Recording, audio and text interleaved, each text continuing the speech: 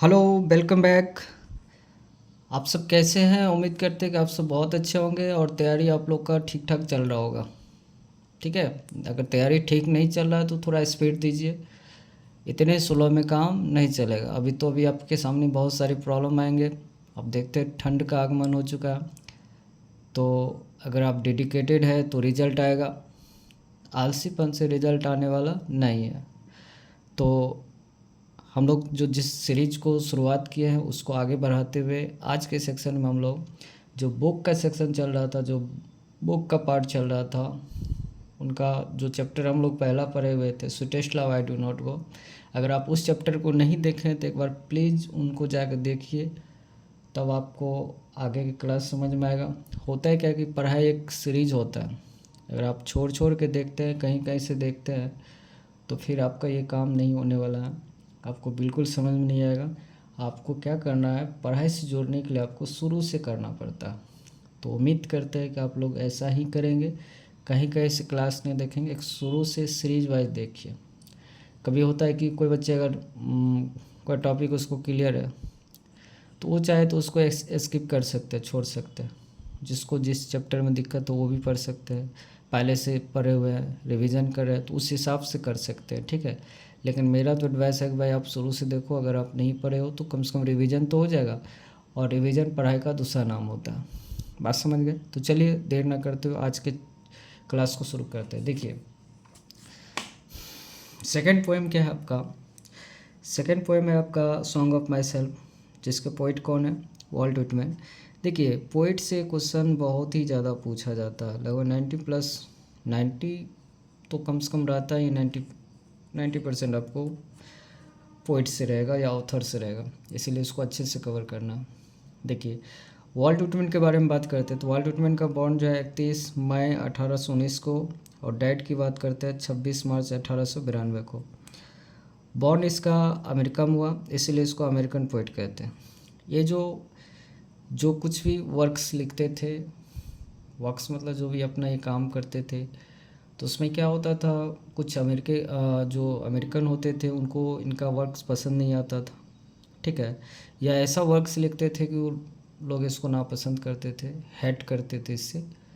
लेकिन ये जो भी लिखते थे सही लिखते थे, ऐसा बाद में लोगों को रियलाइज़ हुआ। तब लोगों के द्वारा इसको क्या दिया गया, पीपल्स पोइट की उपाधि दिया गया, लोगों के कवि, जन कवि का उपाधि दिया गया। इसलिए इसको अमेरिकन पोइट भी कहते हैं और पीपल्स पोइट भी कहते हैं। तो ये काफ़ी ज़्यादा इंपॉर्टेंट है, इसको आप याद रखोगे। सबसे इम्पोर्टेंट तो बॉर्न और डेड, ये याद कर लेना। ठीक है। तो ये तो कंफर्म आपको आएगा ही आएगा। और ये कहाँ के पोइट है? तो अमेरिकन पोइट है, इसको पीपल्स पोइट भी कहते हैं। और आगे देखते हैं ये कौन कौन से काम करते थे। इसका मेन वर्क्स तो ये टीचर का भी काम किए, एडिटर का, वॉलंटियर, सबसे ज़्यादा इम्पोर्टेंट वॉलंटियर नर्स। ये वॉलंटियर नर्स का काम किए सिविल वार के दौरान, जब अमेरिका में सिविल वार हो रहा था। सिविल वार मतलब जो देश के अंदर ही जो आपस में ही कोई समस्या को लेकर जो आपस में झगड़ते हैं, उसको लेकर के जो काम, मतलब झगड़ने का काम करते हैं। तो वहाँ पे क्या होता है कि कोई फ्री में उसका हेल्प करते हैं, सहयोग करते हैं। तो ऐसे लोगों को हम लोग वॉलंटियर नर्स कहते हैं। ये भी सहयोग करते थे, लोगों का हेल्प किया करते थे।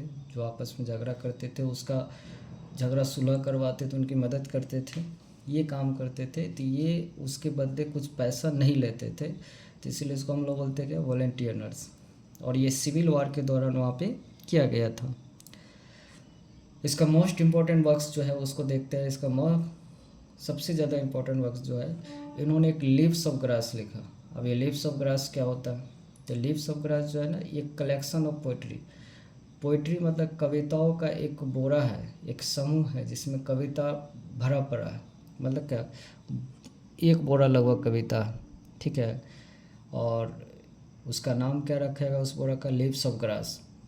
इसका पहला एडिशन जब इस बोरा को भरने का काम शुरू किया गया था, तो इसका फर्स्ट एडिशन क्या है, 1855 में इन्होंने लिखने का काम किया। कितने पोएम के साथ? तो 12 पोएम के साथ।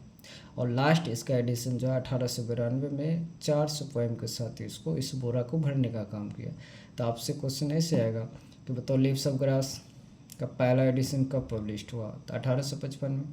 कितने कविताओं के साथ? तो 12 कविता के साथ। लिव्स ऑफ ग्रास का जो लास्ट एडिशन है वो कब पब्लिश हुआ? तो 1892। कितने पोएम के साथ? तो 400 पोएम के साथ। और या कभी कभी डायरेक्ट क्वेश्चन पूछ देता है, लिव्स ऑफ ग्रास के लेखक कौन है, किसने लिखा? तो आप डायरेक्ट आंसर कर सकते हैं कि वॉल्ट विटमैन ने लिखा हुआ। तो चलिए समझ में आ गया होगा, आगे बढ़ते हैं। ड्रम टैप्स, ये भी एक वर्क्स है, ये 1866 में लिखा गया। चलिए मैन जानते हैं कि सॉन्ग ऑफ माई सेल्फ जो है ना, इसका मैन थीम क्या है, ये किस विषय पर आधारित आपका ये पोएम है? ये देखा जाता है एक लॉन्ग पोएम है, ये लंबे पोएम है, ये लंबे पोएम है, ठीक है। और ये टोटल 52 सेक्शन में इसको कंप्लीट किया गया था। तो लंबा आपका ये पोएम है। तो ये पोएम जो है ना किस चीज़ पर आधारित है, इसका थीम क्या है, कवि का क्या सार है, क्या कहना चाहते हैं इस कविता के माध्यम से, इसको समझते हैं। In this poem the poet establish A relationship, इस कविता में कवि जो है ना एक संबंध को स्थापित करना चाहते हैं अमंग ऑल ह्यूमन बींग्स, जितने भी मानव जाति है उनके बीच में एक रिलेशन स्थापित करना चाहते हैं। According to him we all human are same, उनके हिसाब से हम मानव जितने हैं सब सेम हैं। समझ में आया ये उनका? तो आप कह सकते हैं ये यूनिवर्सल ब्रदरहुड पर आधारित है, ठीक है, भाईचारे पर आधारित है कि सब मानव एक है, कोई अलग नहीं है। हमारे अंदर का जो एक एक खून का कतरा है वो क्या है, वो इक्वल है। हमारा शरीर जो सेल से बना है वो सब इक्वल है, हमारा ही नहीं बल्कि हमारी जो पेरेंट्स है, उनके जो पेरेंट्स है, उस सब का जो है ना जो बॉडी का निर्माण हुआ है वो सेम एटम्स हुआ है, सेम कणों से हुआ है, इनका ये कहना। आगे समझ में इस थीम, इस चैप्टर का थीम देखिए। आप इसको जितने भी चीज़ मैंने बोला है आप इसको समरी में भी लिख सकते हैं, और समरी आपको सीधा एग्जाम में 5 मार्क्स दिखेगा, वो भी लॉन्ग क्वेश्चन। तो आप इसको इग्नोर ना करें। मैं यहाँ पे समझने के लिए आपको हिंदी में भी दिया हूँ, लेकिन आपको हिंदी में नहीं लिखना है, आपको इंग्लिश में याद करके समझ के, आप चाहे समझ गए तो समझ के लिख सकते, नहीं तो आपको रटना पड़ेगा। बात समझ गए? तो आप इसको अच्छे से समझ के उसके बाद लिखेंगे तो ज़्यादा अच्छा रहेगा। तो चलिए इसका समरी देखते हैं। Song of my self is a long poem, ये लॉन्ग पोएम है, जैसा मैंने बताया कि टोटल ये 52 सेक्शन में कंप्लीट हुआ था। Long poem written by Walt Whitman, Walt Whitman के द्वारा रिटन किया गया।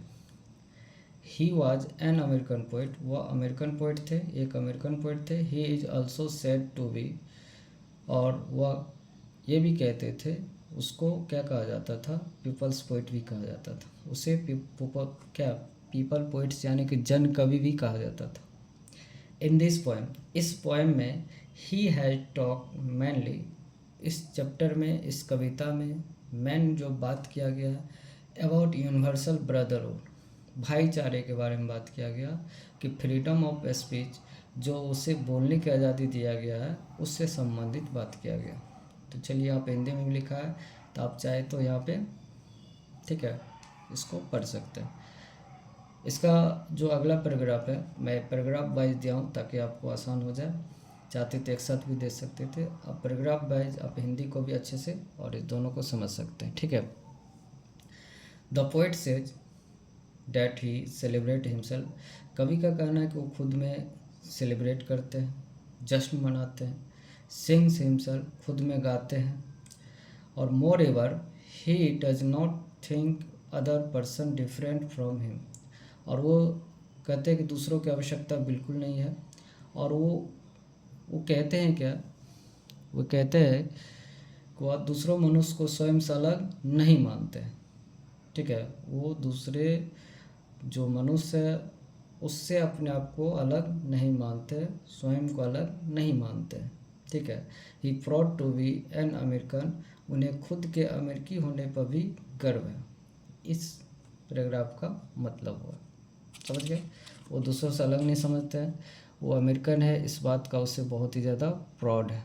और वो जब भी वो जश्न मनाते हैं या गाना गाते हैं तो उसको दूसरों की आवश्यकता नहीं है, दूसरों का ओपिनियन की कोई आवश्यकता नहीं होता। ये पैराग्राफ, नेक्स्ट पैराग्राफ इसका देखते हैं। देखिए इसका नेक्स्ट पैराग्राफ देखिए क्या, यहाँ पर देखिए नेक्स्ट पैराग्राफ है, देखिए वाइल राइटिंग दिस पोएम, यानी इस पोएम को लिखते समय he is healthy person of 37, यानी कि वो लिखते समय वे 37 साल के एक स्वस्थ व्यक्ति है और उन्हें hopes will remains so till his last breath, और उन्हें उम्मीद है कि वह मरते दम तक क्या स्वस्थ रहेंगे। ठीक है, हिज लास्ट ब्रेथ, अंतिम सांस तक क्या रहेंगे, वह स्वस्थ रहेंगे। जिस टाइम ये कविता लिख रहे थे उस टाइम ये 37 साल के थे। तो आपसे क्वेश्चन आएगा कि वो कितने साल के अपने आप को बताए थे कविता में। ठीक है, और उसे उम्मीद है कि वो मरते दम तक क्या रहेंगे, बिल्कुल हेल्दी रहेंगे, स्वस्थ रहेंगे, उन्हें कोई प्रॉब्लम नहीं होगा। He permits himself to speak in any situation, कहते हैं कि मरते दम तक वो ऐसे ही रहने वाले, स्वस्थ रहेंगे। वह किसी भी स्थिति में बोलने, ठीक है, किसी भी स्थिति में बोलने की क्षमता रखते हैं। स्पीक इन एनी सिचुएशन, बोलने की क्षमता रखते हैं। He also believes in good and bad, वो विश्वास रखते हैं, अच्छे और बुरे दोनों में विश्वास करते हैं, विश्वास रखते हैं दोनों में। और he wants to follow essentially like nature, वह प्रकृति की तरफ बिना रुके आगे बढ़ना चाहते हैं। तो प्रकृति हमें क्या देता है, ओरिजिनल एनर्जी देता है। जिस तरह से उसको किसी प्रकार की बाधाओं से कोई मतलब नहीं होता, वो अपने आप को आगे बढ़ाते हैं। उसी टाइप से अपने आप को प्रकृति की तरह हमेशा क्या करना चाहते हैं, बिना रुके आगे बढ़ना चाहते हैं। समझ में आ गया होगा। और लास्ट पैराग्राफ देखिए क्या है, it's really a fantastic poem from Walt Whitman in which he has brilliantly talked about his wishes and freedom of speech.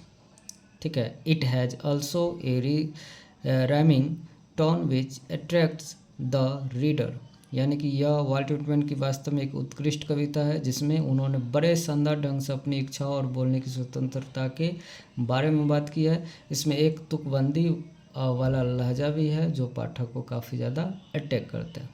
ये बात समझ में आ गया होगा। तो इसमें जितने भी हिंदी वाले पैराग्राफ हैं उसको आप याद कर सकते हैं। आप इधर का भी एक बार स्क्रीनशॉट ले लेंगे ताकि आपको समरी जो है ना इसमें जो दिया हुआ है आप उसको कवर कर सकते हैं। तो आप इसका एक बार स्क्रीनशॉट ले लीजिए क्लियर करके, और आप इसको चाहे तो नोट करके आप इसको याद कर सकते हैं। ठीक है, ले लीजिए। और देखिए नेक्स्ट चैप्टर का भी आप ले सकते हैं, नेक्स्ट जो पेज है इनका भी आप ले सकते हैं यहाँ से। ठीक है, देखिए ले लीजिए इनका भी स्क्रीनशॉट। हो गया। चलिए अब इस चैप्टर के माध्यम से जितने भी इम्पोर्टेंट ऑब्जेक्टिव हो सकता है उसको देखते हैं।